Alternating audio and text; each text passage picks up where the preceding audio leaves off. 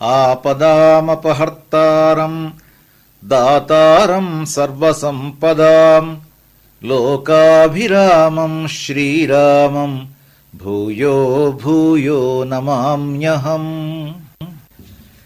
34వ సర్గ. దుఃఖాద్దుఃఖాభిభూతాయాః సాంత్వముత్తరమబ్రవీత్. ఒకదాని మీద ఒకటి వచ్చి పడుతున్న దుఃఖాలతో నలిగిపోయిన సీతను హనుమంతుడు ఓదార్చాడు. అహం రామస్య సందేశాత్ దేవి దూతస్తవాగతః. తల్లి, నేను రాముడు పంపిన దూతను.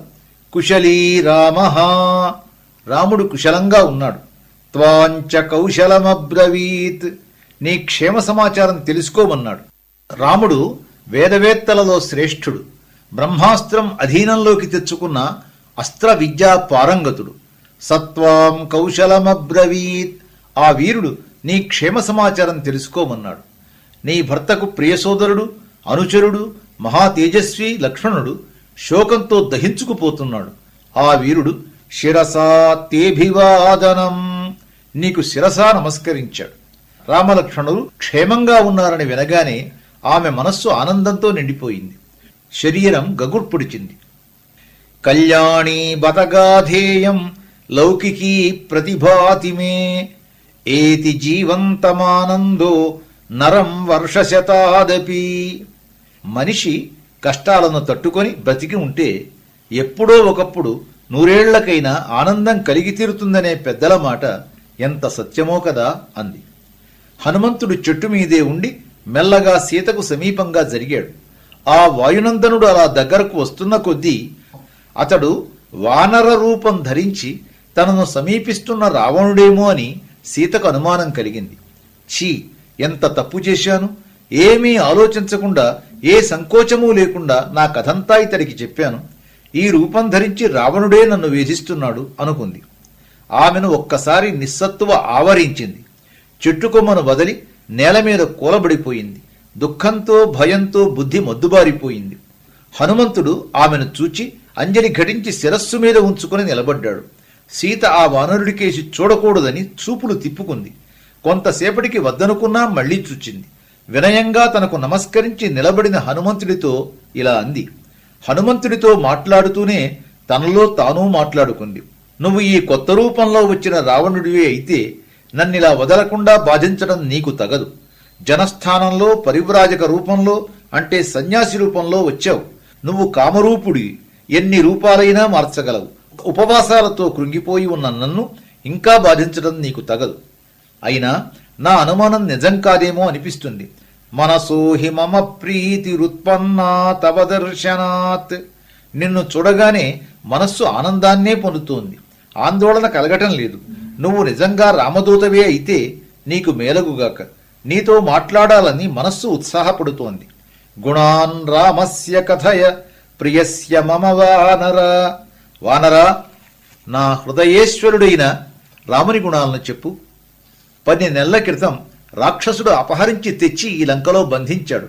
ఇంతకాలానికి రాముడు పంపిన వానరుణ్ణి చూస్తున్నాను. ఇది కలే అయితే అహో స్వప్నస్య సుఖత. ఎంత సుఖకరమైన స్వప్నం!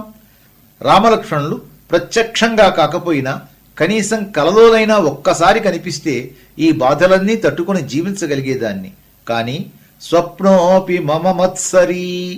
కల కూడా నా మీద పగబట్టింది. ఇది కల అనుకోలేకపోతున్నాను.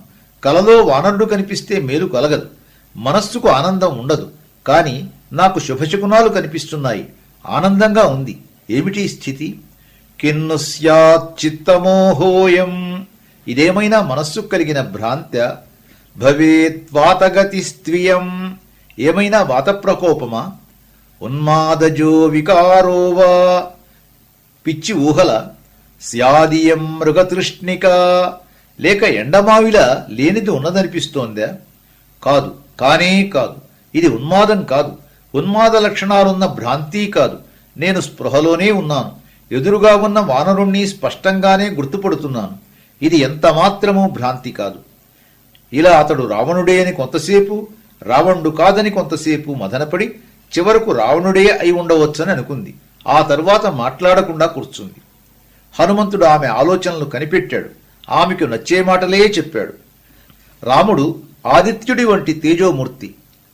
చంద్రుడిలా లోకానికి ఆహ్లాదం కలిగిస్తాడు. కుబేరుడిలా లోకాలకు ప్రభువు.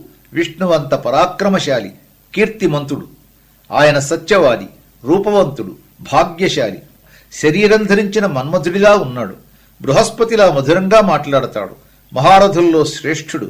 కోపం చూపించవలసిన చోట కోపం చూపిస్తాడు. శిక్షించవలసిన వాళ్ళని శిక్షిస్తాడు. రక్షించవలసిన వాళ్ళని రక్షిస్తాడు. శరణాగత వత్సలుడు. ఆయన బాహువుల నీడలో లోకాలు సుఖంగా జీవిస్తున్నాయి. రాముణ్ణి వంచించి పర్ణశాల నుంచి దూరంగా తీసుకుపోయి రావణుడు నిన్నపహరించాడు కదా, దానికి అతడు అనుభవించబోయే భయంకరమైన ఫలితం అతి త్వరలో నువ్వే చూస్తావు. రాముడు కోపించి అగ్నిజ్వాలల వంటి బాణాలు ప్రయోగించి రావణుణ్ణి వధించటం నువ్వు చూడబోతున్నావు. ఆ మహావీరుడు నీ వియోగంతో దుఃఖార్తుడై నన్ను నీ వద్దకు దూతగా పంపాడు. నీ కుశలం అడగమన్నాడు. సౌమిత్రి నీకు నమస్కరించి నీ కుశలం అడగమన్నాడు. వానరరాజు సుగ్రీవుడు నీ క్షేమం కనుక్కోమన్నాడు. రామ లక్ష్మణ సుగ్రీవులు నిత్యం నిన్నే స్మరిస్తున్నారు. నువ్వు రాక్షస స్త్రీల వశంలో ఉన్నా మా భాగ్యం వల్ల జీవించే ఉన్నావు. కొద్ది రోజుల్లోనే రామలక్ష్మణ సుగ్రీవులను, వారిని అనుసరించి వచ్చే కోట్లాది మంది వానర వీరులను చూస్తావు. దేవి, నువ్వు అనుమానిస్తున్నట్టు నేను రావణుణ్ణి కాదు. ఆ అనుమానం విడిచిపెట్టు, నన్ను నమ్ము. స్వస్తి.